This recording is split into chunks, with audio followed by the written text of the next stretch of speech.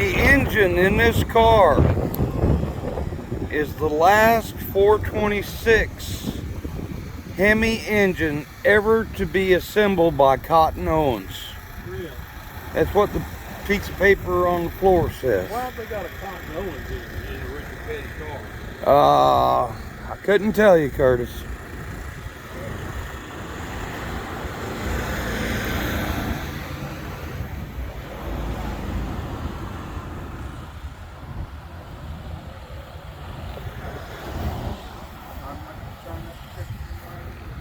See, this car... This is a road course car. Yeah, I was going to say, this is the car that won Riverside in 72, According to the paper. 72. Because the Petties had just inked the deal with STP, but they didn't have this paint scheme, and so all they were able to do was get the decals on it. Yeah. And why is it a road course car? Because the fuel is on the right,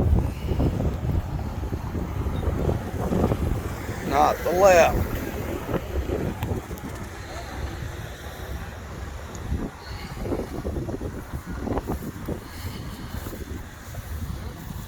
Yeah, these guys got a whole bunch of toys. All right, very good. Oh, check out the upholstery. Very good.